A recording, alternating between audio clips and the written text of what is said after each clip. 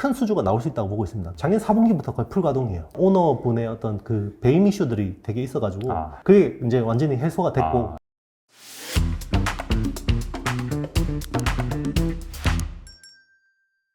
이번에 좀 삼성전자 뭐 반도체에서 약간 좀 벗어난 다른 사업부에 대해서 좀 다뤄보도록 하겠습니다. 네. 최근에 자율주행 관련 주식들이 상당히 핫합니다. 제가 이제 언제부터 핫했는지 자세히 살펴보니까 작년 11월 19일 이때 이런 기사가 나왔어요. 애플이 2025년에는 완전 자율주행차를 출시를 하겠다. 자, 그러면서 국내 이제 관련 자율주행 기업들이 부각을 받고 있어요. 근데 이 중에서 사실 테마주들도 많고 좀 실체가 좀 부족한 기업들도 많은 것 같은데 맞습니다. 좀 이렇게 장기적으로 좀 펀더멘탈 관점에서 볼만한 그런 기업들이 있을까요? 일단은 가장 익스포저가 높은 회사는요, 세계 차량용 카메라 탑5에 드는 MC넥스라는 회사가 있습니다. 일단 MC넥스는 차량용 카메라 쪽으로 굉장히 많은 레퍼런스가 있고, 그리고 라이다 같은 기술도 가지고 있습니다. 그렇기 때문에 아마 뭐 지금 테슬라 쪽하고도 이야기가 되고 있고, 뭐 애플 쪽도 충분히 가능성이 있거든요.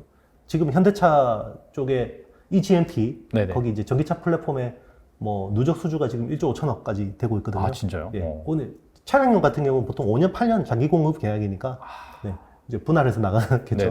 어쨌든 레퍼런스로 보면 이 회사만한 데가 없고요.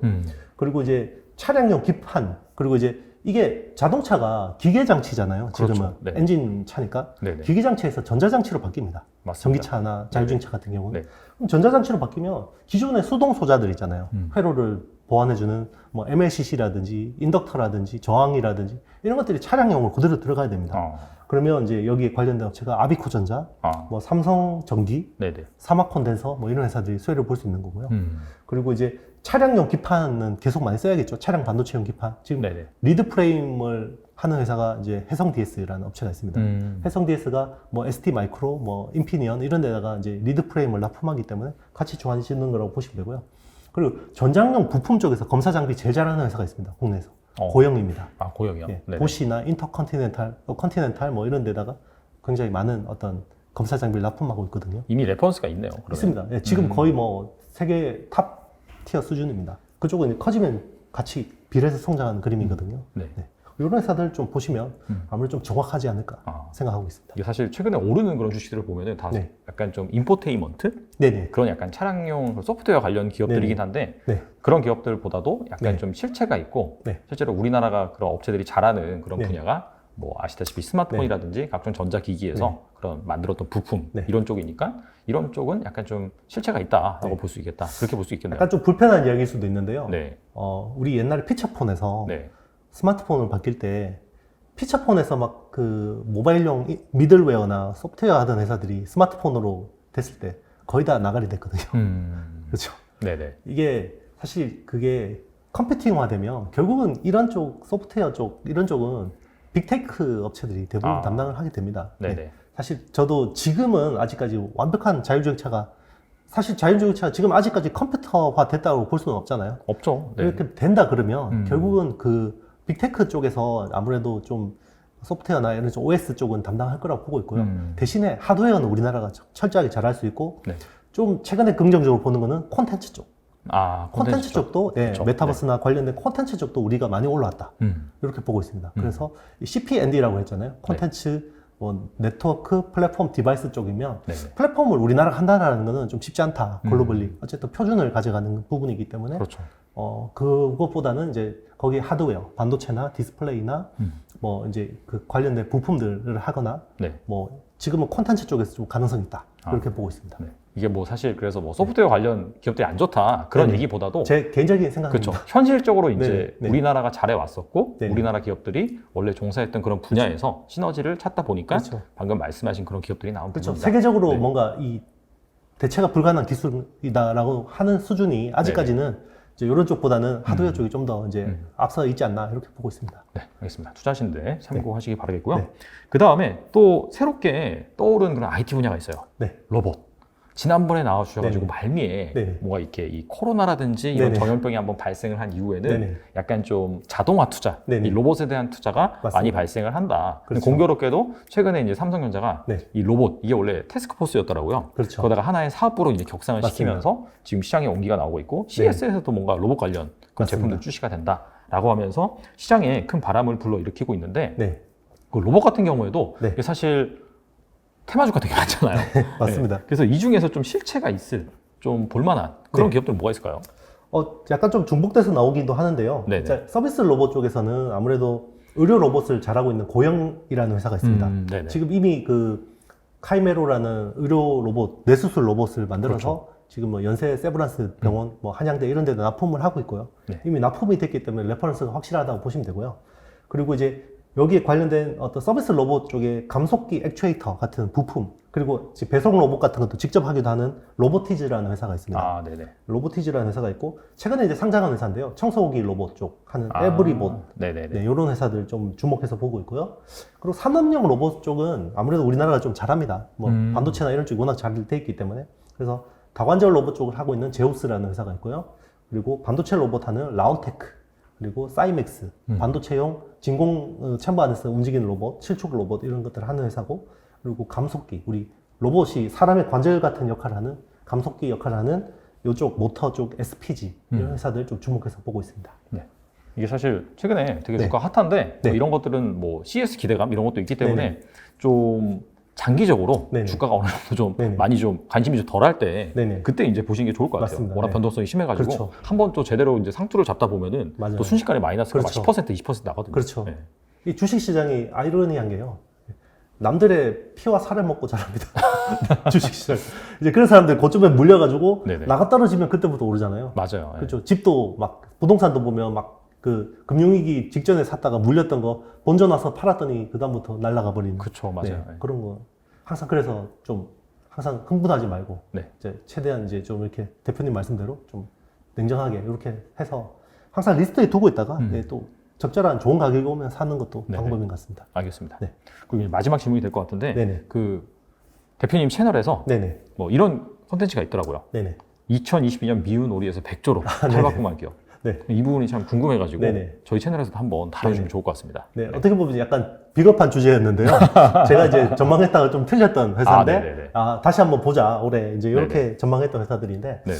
일단은 제일 좋게 보는 회사는 한국항공우주입니다. 아, 이 네네. 한국항공우주는 작년에 뭐 누리호 발사도 있고 그랬는데 거의 못 올랐어요. 하나 에어로스페이스 뭐 이런 회사들에 비해서 너무 못 올랐는데, 일단 한국항공우주는 올해 굉장히 좀 기대를 하고 있고요. 네. 그리고 이제 뭐 특히 전투기 쪽, 전투기 이제 고등훈련기 T-50이나 이런 쪽으로 큰 수주가 나올 수 있다고 보고 있습니다. 그리고 네네. 이제 KFX 이제 KFX 21 같은 경우 인도네시아하고 공동 개발했는데 거기 국방장관이 계속 뭔가 자꾸 딴지를 놓으면서 분담금 안 주고 네네. 그래서 결국 현물로 받았잖아요. 뭐 닭고기하고 뭐 이런 걸로 받은 걸로 알고 있는데 네. 어쨌든 이제 네. 마무리가 됐기 때문에 이제 그런 쪽도 좀 좋아질 수 있고 그리고 이제 그동안 계속 한국항공우주가 안 좋았던 부분은 방산 쪽은 그런 대로 뭐 하는데 민수기 쪽, 그러니까 뭐 보잉이나 에어버스 이런 쪽에다 그 민수기 부품 쪽이 들어가는데 그게 코로나 셧다운 때문에 그쪽 신규 어떤 항공기 수주가 거의 셧다운 됐었잖아요. 네. 그런데 최근에 이쪽 그 리오프닝 되면서 수주가 굉장히 많이 몰리고 있습니다. 그래서 지금 보잉이나 에어버스 같은 경우도 지금 다시 그 항공기 제조 쪽으로 굉장히 많은 어떤 물량을 할당하고 있거든요. 네네. 그래서 이런 쪽도 좋아질 수 있기 때문에 제가 좀 본 시점보다는 조금 더 딜레이 됐는데 일단 올해 좀 이제 그런 부분을 기대할 수 있고 그리고 또 이제 누리호 또 추가 발사 있잖아요. 맞아요. 네. 네. 이제 그것도 또 모멘텀이 될 수 있기 때문에 결국 그 항우연 한국항공우주연구원에서 만든 어떤 확보한 기술들은 전부 그 사업화할 때는 민간 이양이 대부분 카이 쪽으로 되고 있거든요. 한국항공우주 쪽으로 기술 이전이 되기 때문에 네. 예, 여기는 이제 또 UAM 있잖아요. 어반 에어 모빌리티 같은 것도 익스포저가 있기 때문에 네. 여기 제일 주목해서 좋게 보고 있고 네네. 그리고 이제 DDR5 이제 전구체 생산하는 회사가 있습니다. 이제 하이케이 소재를 하는 게인F라는 회사가 있는데 네네. 아시겠지만 뭐 사파이어 레피즈가 뒤로 딜레이 되면서 DDR5도 딜레이 됐고 네. 그러면서 이제 관련 매출이 딜레이 됐는데 작년 4분기부터 거의 풀 가동이에요. 지금. 예, DNF 같은 경우는 네네. 풀 가동이고 올해는 굉장히 기저 효과가 좋을 거다라고 기대하고 있습니다. 그래서 네네. 이런 쪽도 한번 볼만하다고 보고 있고요.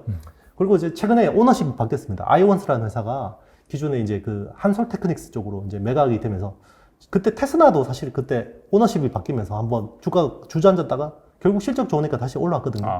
저는 똑같은 그림으로 아이온스도 좀 그런 기대감으로 보고 있습니다. 원래 일반적으로 약간 좀 매각이 되면은 그 매각되는 기업들은 좀 주가가 좋은 게 일반적이긴 한데 그렇지 않았나 보네요. 네, 이번에는 완전히 반대로 테슬라의 경우도 완전히 반대로 갔고요. 결국 테슬라는 이제 인수하기로 한 회사에서 그 나머지 그 잔금을 못 치러서 계약금만 받았거든요. 그러면은 40억을 그냥 먹었습니다. 회사가. 그렇기 때문에 있을 수 있겠네요. 더 좋습니다. 원래 또 실적도 워낙 좋은데다가 그렇죠. 아이온스도 똑같습니다. 그러니까 한솔그룹이 뭐 돈이 없어서 인수 못할 가능성은 낮은데 아무래도 뭐 한솔그룹이 또 삼성하고 거래 관계가 좋고 그리고 또 그 누님 아니에요, 그죠? 이건희 회장 누님 회사니까 그러니까 아무래도 좀 다 영업도 더 잘 될 수 있다 이렇게 기대하고 있습니다. 아이온스는 좀 어떤 사업을 하는지 좀 이 회사는 이제 반도체 파츠 쪽을 하는 회사고요. 파츠 쪽 하다가 파츠 쪽에 이제 아무래도 부가가치를 높이는 쪽이 이제 코팅하고 세정 쪽입니다. 그래서 최근에 코팅하고 세정 쪽을 추가하면서 마진율이 굉장히 개선이 됐고요. 그리고 사실 그 전 오너분의 어떤 그 배임 이슈들이 되게 있어가지고 되게 좀 지저분해가지고 투자자들이 잘 안 받는데요. 그게 이제 완전히 해소가 됐고, 지금은 이제 그런 부분 해소됐고, 그리고 뭐 이제 사업적으로도 이제 어떤 생산 수율이라든지 이런 것들이 많이 좋아지고 있어서, 충분히 뭐 이제는 펀더멘털로도 탄탄한 회사다 기대하고 있습니다. 약간 좀 그 오너의 리스크 그런 것들이 이제 우리나라 구조적인 약간 좀 디스카운트 요인을 불러일으킬 만한 그런 부분인데 그런 부분이 해소됐다는 것만으로도 좀 볼 필요가 있을 것 같습니다. 맞습니다. 알겠습니다. 오늘 대표님 나와주셔서 감사하고요. 사실 투자가 맨날 맞을 수가 없잖아요. 맞습니다. 그러면 뭐 누구나 다 부자 되는 그런 상황이기 때문에 왜 틀렸는지 그런 부분에 대해서 또 모니터링을 하는 그런 차원에서 참여 시간으로 다시 나오겠습니다. 틀리면 모시도록 하고 그다음에 대표님이 좋은 게 뭐냐면은 약간 두리뭉실하지 않고 정말 디테일하게 이건 왜 좋고 또 어떤 이슈가 있고 뭐 기술력이 어떻고 이런 부분에 대해서 구체적으로 잘 설명을 해주시는 것 같아요. 그래서 이제 그런 부분들이 또 워낙 좋기 때문에 제가 다시 한번 말씀드리지만은 뭐 맞고 틀리고와 상관없이 다음에 또 IT 관련해서 궁금해 그리고 시장에 주목을 받을 만한 이슈가 있으면은 모시도록 하겠습니다. 오늘 IT의 신 이영수 대표님 나와주셔서 감사합니다. 네, 감사합니다.